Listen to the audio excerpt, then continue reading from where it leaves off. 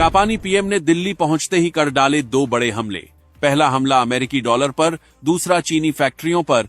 दोस्तों, दुनिया के अंदर एक ऐसा खेल शुरू हो चुका है जिसकी गूंज वॉशिंगटन से लेकर बीजिंग तक सुनाई दे रही है, और इस बार कहानी के केंद्र में भारत है। जापान की नई प्रधानमंत्री भारत पहुंच चुकी हैं, लेकिन उनके हाथ में सिर्फ निवेश के कागज नहीं बल्कि एशिया की नई रणनीति का पूरा ब्लूप्रिंट है।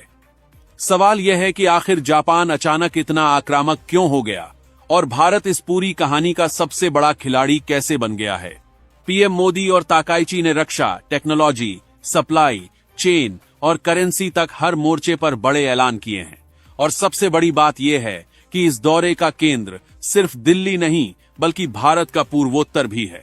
दोस्तों, मोदी ने खुद बताया कि पिछले एक साल में करीब 120 बिजनेस समझौते हुए हैं और इनसे 10 अरब डॉलर से ज्यादा का जापानी निवेश भारत में आने वाला है।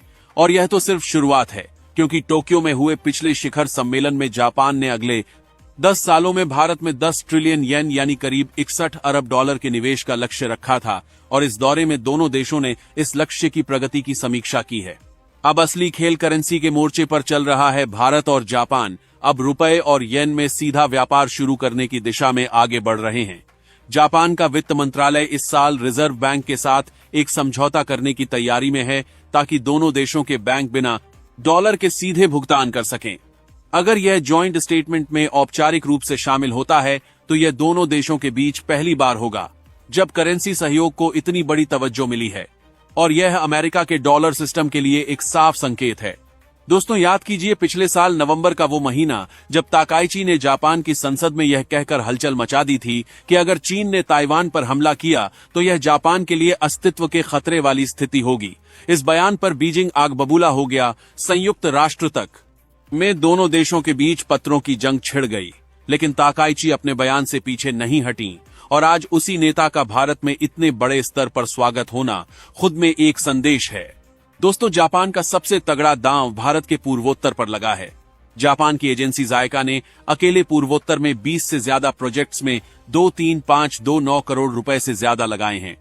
इसमें सबसे बड़ा है धुबरी फुलबाड़ी पुल, जो असम और मेघालय को ब्रह्मपुत्र के आर पार जोड़ेगा और 6 से 7 घंटे के सफर को महज 20 मिनट में बदल देगा। यह सिर्फ सड़कों और पुलों की बात नहीं है। जापान ने मेघालय के साथ 5000 और असम के साथ 20,000 युवाओं को ट्रेनिंग देकर जापान में रोजगार देने का करार किया है। और साथ ही अरुणाचल प्रदेश और नागालैंड तक जापान की मौजूदगी बढ़ रही है। ये वही अरुणाचल है जिस पर चीन अपना दावा जताता रहता है, और वहां जापान का बढ़ता प्रभाव ड्रैगन के मुंह पर एक करारा तमाचा है। दोस्तों, टेक्नोलॉजी के मोर्चे पर भी बड़ा खेल हो रहा है। असम के जागीरोड में टाटा का 27,000 करोड़ रुपए का सेमीकंडक्टर प्लांट लगभग तैयार है, और जापान की टोक्यो इलेक्ट्रॉन जैसी कंपनियां पहले से इस इकोसिस्टम का हिस्सा बन चुकी हैं।